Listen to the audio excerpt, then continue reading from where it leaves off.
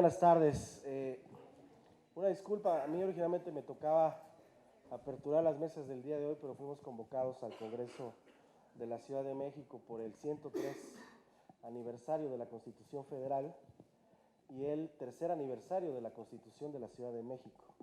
Un evento sin duda muy valioso para nosotros como capitalinos, porque las constituciones de México y el mundo, desde mi perspectiva, son el corazón y el motor de la República y de la democracia. Las constituciones consagran no solamente la estructura o el régimen de gobierno, sino la tutela efectiva de los derechos fundamentales. Digamos que estas dos grandes bases le dan vida a las democracias modernas y a las repúblicas como hoy las conocemos. Y justo por este apartado quisiera iniciar. El derecho de acceso a la información pública y el de la protección de los datos personales son derechos de base constitucional, de base convencional incluso, lo que lo sitúa en un nivel de jerarquía de primera línea en cualquier país democrático. Es decir, estos derechos fundamentales deben ser tutelados ya no solo por el Estado, sino por la sociedad misma. Tenemos nosotros el deber de comprender qué es el derecho de acceso a la información pública y el de la protección de los datos personales, vinculándolos con dos grandes temas que desafortunadamente han aquejado mucho a nuestro país. Uno de ellos que tiene que ver con el de combate a la corrupción y el otro con el de la rendición de cuentas. Agradecerle mucho, alcaldesa, esta oportunidad que me brinda de dirigirme a los funcionarios de la alcaldía en Tlalpan, a usted por estar conmigo en esta mesa de análisis, que tiene el deber de enlazar justamente la función que realizamos nosotros como Instituto de Transparencia en el marco de la rendición de cuentas y en el combate a la corrupción. El derecho de acceso a la información pública se ha dicho ya por muchos teóricos que es un derecho llave, es un derecho que te permite acceder y a proteger y tutelar otros derechos. Y me explico. Si nosotros queremos un servicio de salud efectivo, podemos solicitarle a la Secretaría de Salud en la Ciudad de México cuáles son las obligaciones que deben de cumplir y cómo las están cumpliendo, cuál es la infraestructura de salud que se tiene en la Ciudad de México y con ello garantizar el acceso a la información de todos los temas vinculados con la salud pública. Hoy la capital del país tiene dentro de su top 5 de mayores números de solicitudes encabezados a la Secretaría de Finanzas del Gobierno de la Ciudad de México. Es natural. Los ciudadanos en la capital del país están fundamentalmente interesados en cómo se ejerce el dinero público en la capital del país.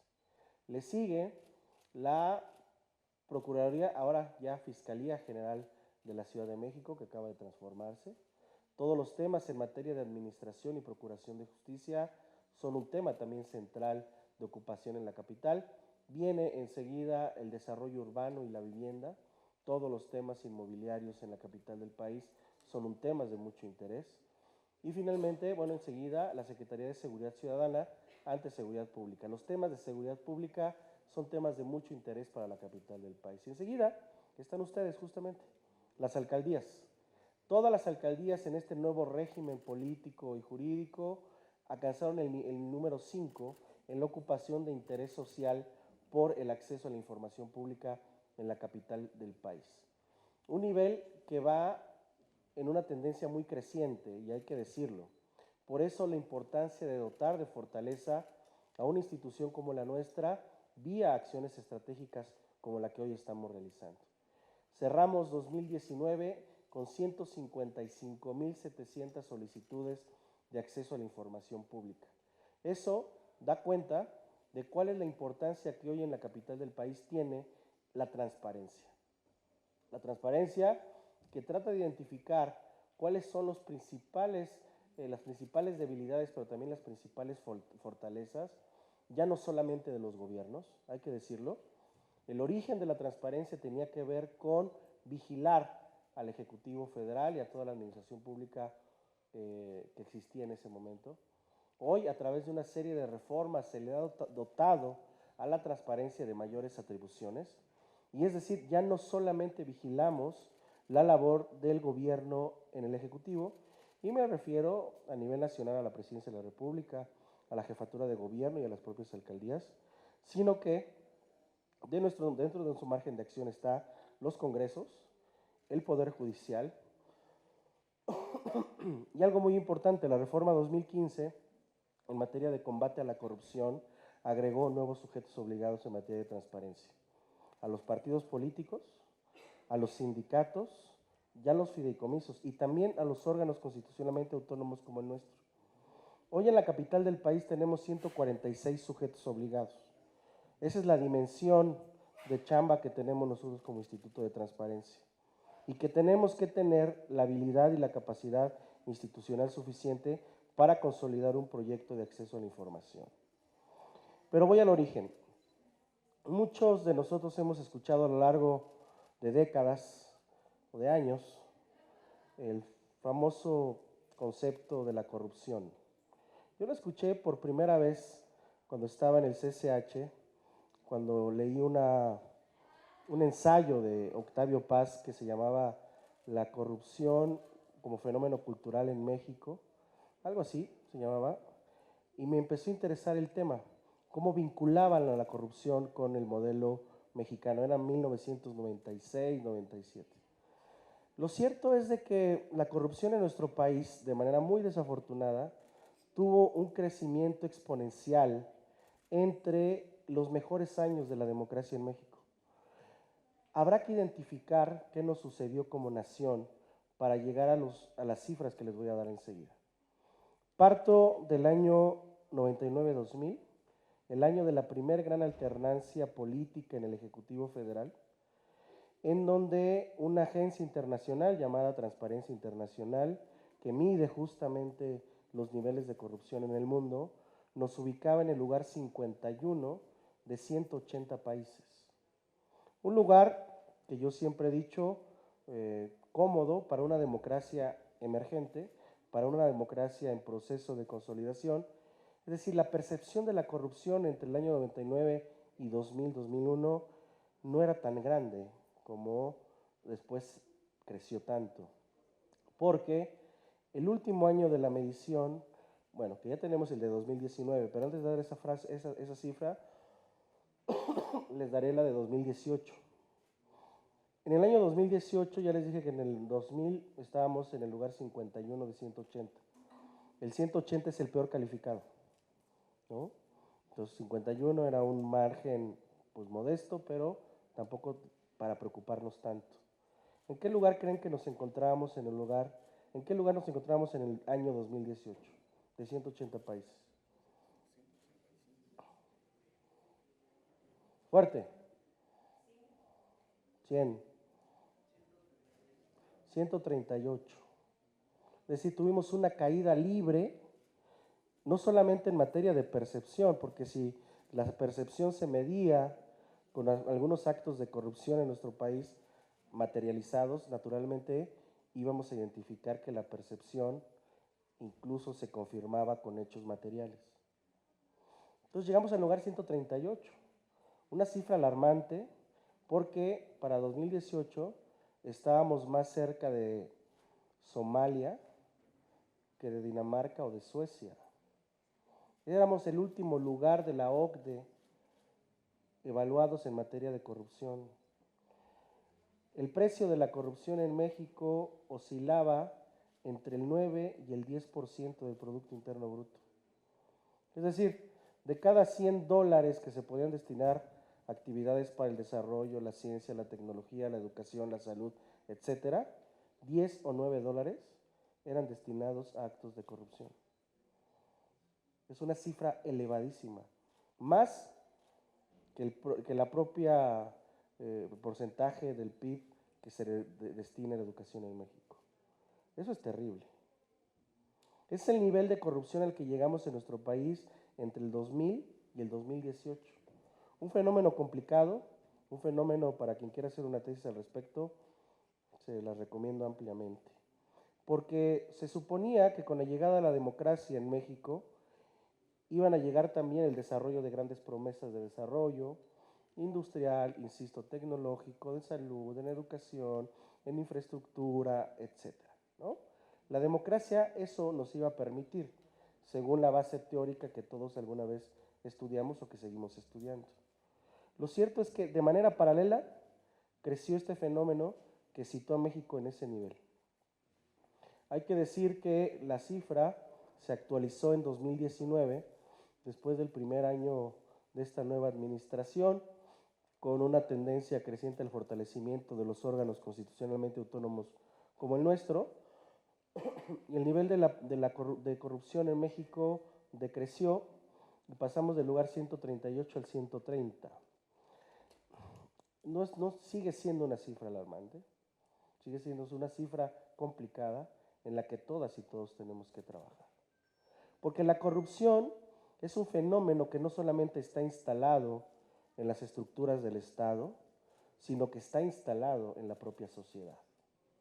Y hay que decirlo con toda claridad, porque muchas veces cuando se habla de corrupción, solamente, digamos, como dicen por ahí, vemos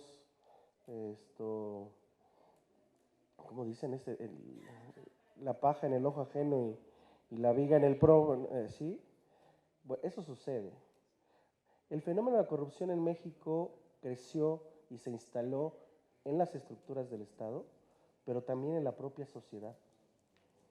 De alguna manera los mexicanos regularizamos el fenómeno de la corrupción y lo veíamos en muchos casos en las actividades menores o micros como una práctica natural en nuestro país.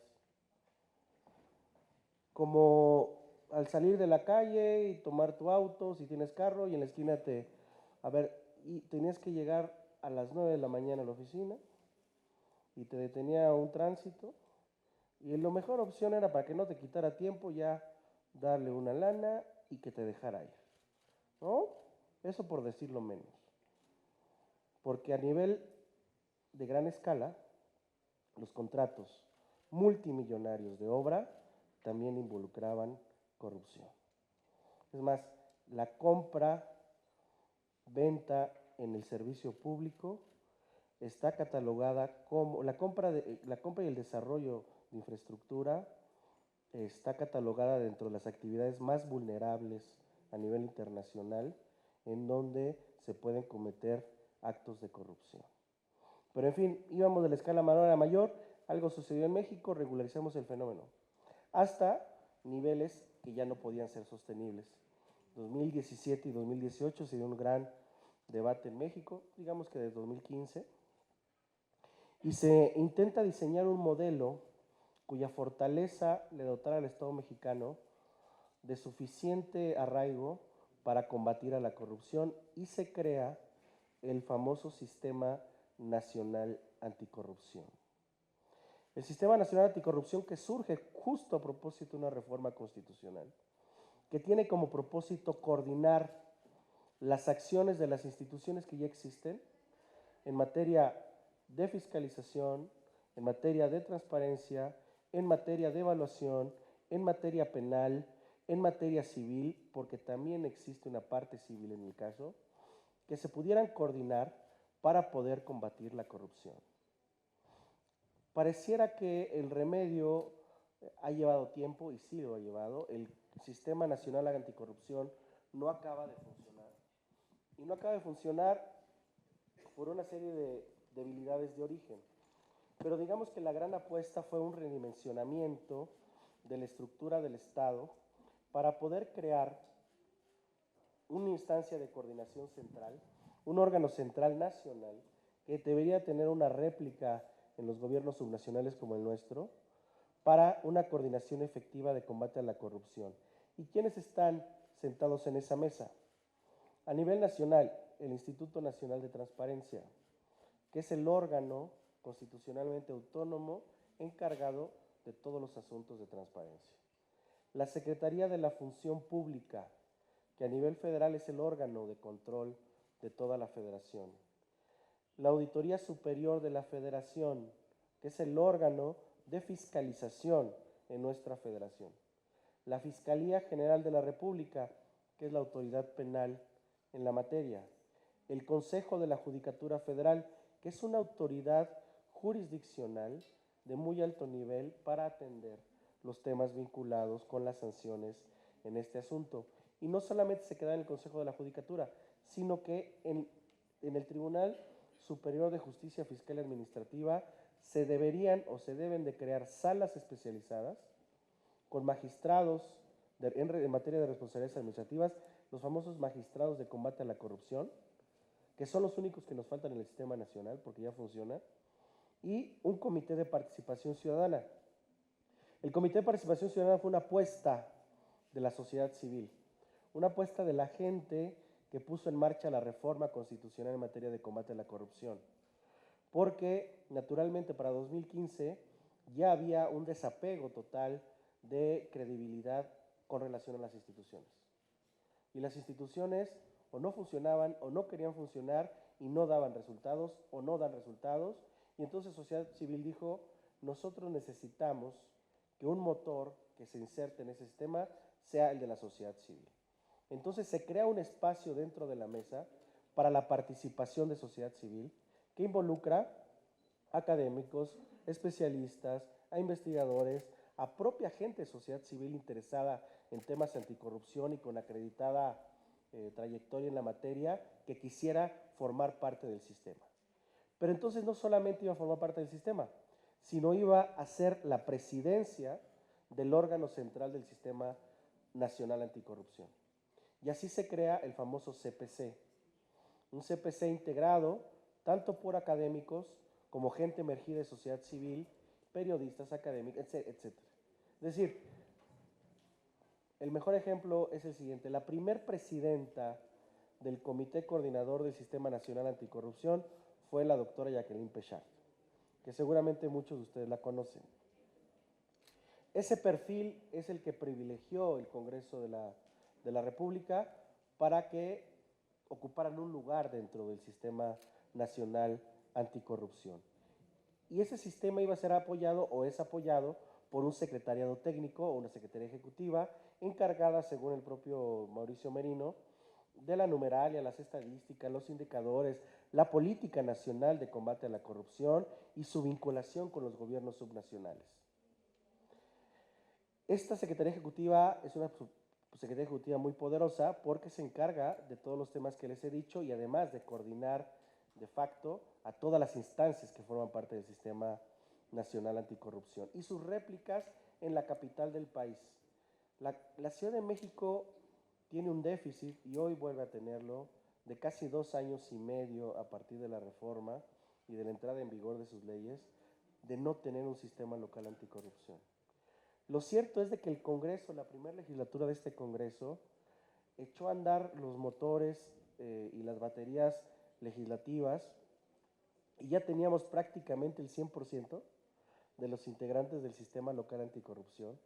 Ya solamente faltaba la designación del fiscal anticorrupción, una vez que se designara la fiscal general.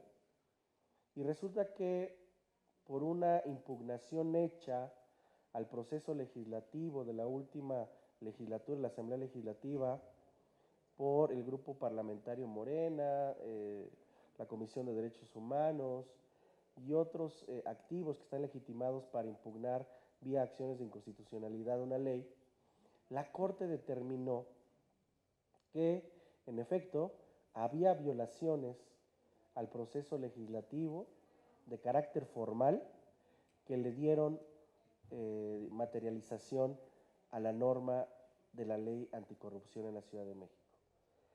¿Y qué hizo la Corte? Declarar la inconstitucionalidad general de esa ley y por tanto se entiende que también sus efectos. Cosa que aún está a debate, porque entiendo el Congreso, vía la mesa directiva, ya solicitó a la Suprema Corte una aclaración de la sentencia con relación a los efectos específicamente vinculados a los nombramientos. Porque ¿qué ya teníamos en la Ciudad de México? Al comité de selección del Comité de Participación Ciudadana, académicos, especialistas, periodistas, sociedad civil, bueno, 9 integrantes. Esos 9 integrantes ya habían elegido a los 5 representantes del Comité de Participación Ciudadana, es decir, a los 5 titulares de quienes ocuparían o ya ocupaban la presidencia del comité coordinador.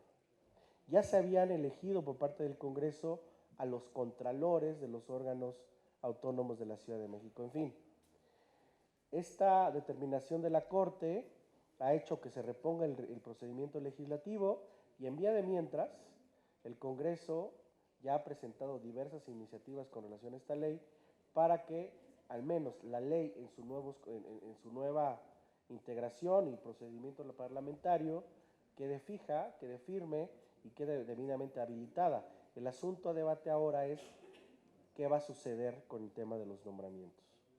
Digamos que hay todavía un interrogante al respecto.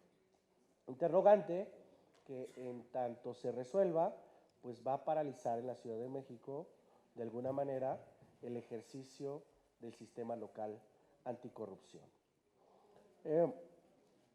El sistema nacional como el sistema, les cuento rápidamente en qué consiste técnicamente. Hay un replanteamiento de todo el régimen de responsabilidades administrativas en la Federación. Una reforma que ya de por sí era necesaria y posible. Esta recomposición completa es elemental para muchos, pero nadie se había atrevido a hacerla. Y era distinguir entre responsabilidades administrativas graves de responsabilidades administrativas no graves. Y por tanto se modifica también el sistema de imposición de sanciones a este tipo de responsabilidades administrativas. Las no graves las atenderán los órganos internos de control de la Federación, las famosas contralorías. Las responsabilidades administrativas graves las atenderán o serán materia de los tribunales contencioso administrativos a través de las salas especializadas que ya les señalé. Las responsabilidades administrativas graves o no graves se enmarcan dentro del contexto de corrupción en nuestro país. Por lo tanto, además de esa reforma a la ley del régimen de responsabilidades administrativas, también se reforma la ley de fiscalización y rendición de cuentas de la Federación, otro elemento indispensable para tener un control sobre los ejercicios indebidos en materia de servidores públicos. Modifica las reglas de fiscalización de la Auditoría Superior de la Federación, que hasta antes de la reforma solamente se encargaba de vigilar el gasto público de las entidades federativas, pero no de la deuda pública y de las famosas participaciones federales. La Auditoría Superior de la Federación no tenía capacidades, ni institucionales ni jurídicas, para identificar cuál había sido la justificación de que un Estado hubiese pasado de finanzas sanas a un total endeudamiento. Y fue un proceso que entre 2001 y 2018 creció en México de manera exponencial. El mejor negocio para cualquier político en México era ser gobernador. Encontrar finanzas sanas en un estado de la Federación y ante la falta de controles como los que hoy existen, no se podría identificar en qué se habían gastado el dinero. Y podía haber dejado a un estado endeudado sin más ni menos. ¿Y qué decir de las famosas participaciones federales? Más de uno escuchó alguna vez sobre la famosa partida secreta, que es una total aberración al régimen democrático en el que hoy vivimos. Bueno, el régimen de fiscalización se modificó, dotó de mayores atribuciones a la Auditoría Superior de la Federación, incluso con capacidades en los estados y en los municipios. También se faculta de iniciar procesos de sanción a estos funcionarios ante estas dos irregularidades. Las no graves, como lo dije, serán atendidas fundamentalmente por la Secretaría de la Función Pública. Las graves por el Tribunal Federal de Justicia Fiscal y Administrativa, vía las salas especializadas. Y ojo, muy importante, porque de manera eventual ante la Fiscalía General de la República. Y como dijeron los especialistas, ahí la cosa se empieza a poner buena. Porque entonces ya no solamente habrá un régimen de responsabilidades administrativas y de fiscalización fuerte, sino un régimen penal también robusto para investigar, perseguir y, en su caso, castigar este tipo de ilícitos. Y entonces también se reformó el Código Penal Federal, que crea un catálogo específico de tipos penales vinculados con actos de corrupción. Hoy, si les pregunto a ustedes qué es corrupción, cada uno, desde su perspectiva, me dirá su definición. Pero no hay una definición categórica que describa qué es un acto de corrupción. El Código Penal tenía diversos tipos penales que de alguna manera vinculaban o se vinculaban con actos de corrupción. Lo que intentó hacer esta reforma es aglutinar en un solo capítulo, en un solo apartado, todos los tipos penales que pudieran atender hipótesis vinculadas con actos de corrupción. Y su aplicación técnica, naturalmente, tendría que ser mucho más específica. Entonces, las piezas centrales dentro del comité coordinador empezaban a interactuar naturalmente con mayor intensidad. ¿Qué tenemos a la fecha? Hemos identificado, sí, problemas, tensiones y debilidades en nuestro modelo democrático. Hay que decirlo, la democracia necesita transitar de la famosa democracia adjetiva o procedimental, de esta democracia que nos permite ir a votar el día de las elecciones, ahora sí, en un esquema de mayores libertades, de garantías, de seguridad, que incluso se tiene que seguir robusteciendo. México es un país al que le ha costado mucho su democracia. Y me refiero mucho en dos grandes sentidos. Tanto en materia de lucha social, incluso de mucho derramamiento de sangre, como de miles de millones de pesos invertidos a nuestra democracia. 2018 marca un gran parteaguas en las elecciones federales en México. La idea es que la pluralidad política, el régimen de libertades, los procedimientos electorales queden firmes, que los mexicanos tengamos cada vez más confianza en los procesos electorales y democráticos adjetivos en México, para dar paso a una nueva batalla, una batalla que le dé vida y sentido, por ejemplo, a los alcances y la tutela de los derechos fundamentales. Los mexicanos tenemos muchas deudas todavía por sanar. Deudas en materia de transparencia, en materia de acceso a la información, en materia de rendición de cuentas, en materia de combate a la corrupción, pero también pendientes con grupos específicos.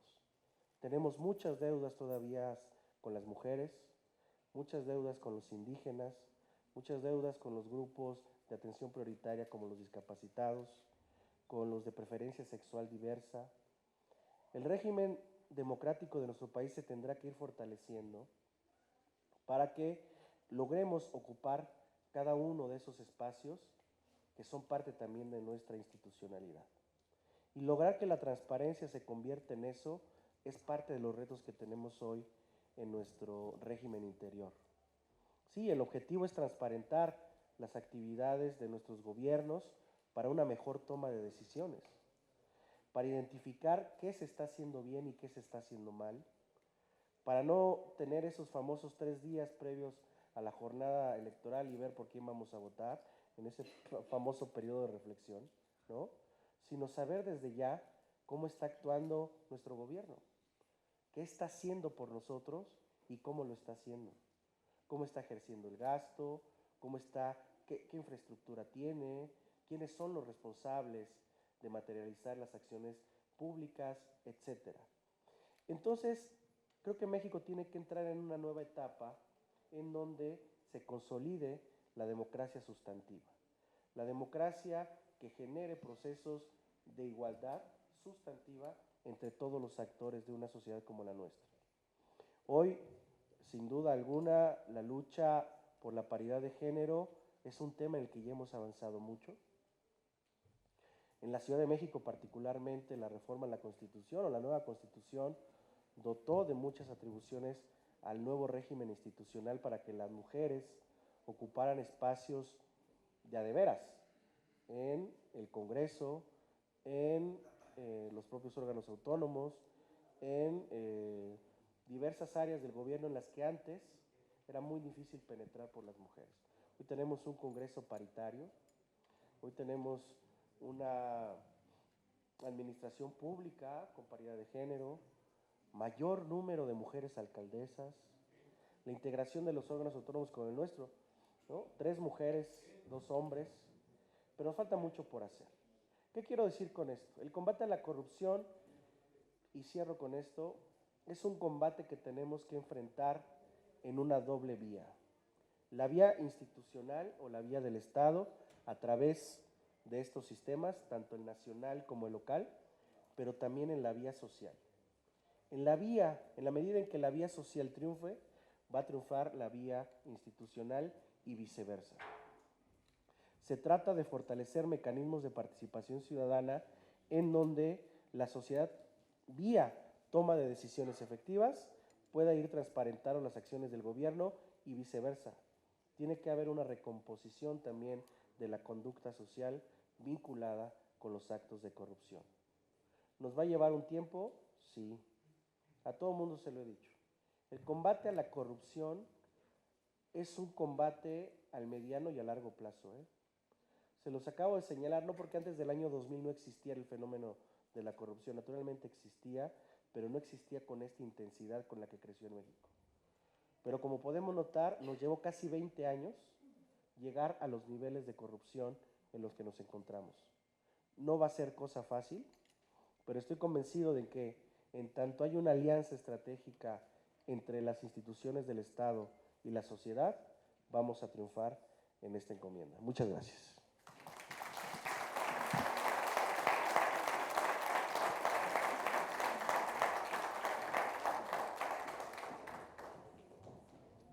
¿Alguien desea hacer alguna pregunta? ¿Alguna pregunta? No quedó claro. Ánimo. No se achicopale, está aquí. No, yo no. Ya me ven mucho. ¿Todo bien?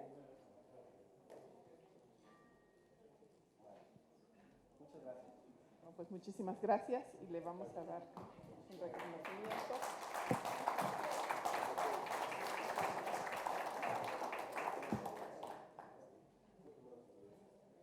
Si me permite, alcaldesa, en nombre del Instituto de Transparencia,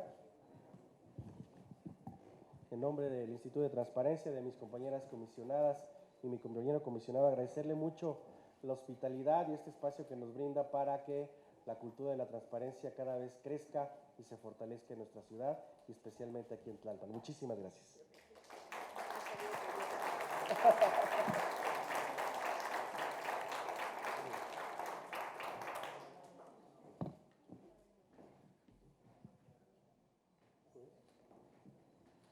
Muchísimas gracias.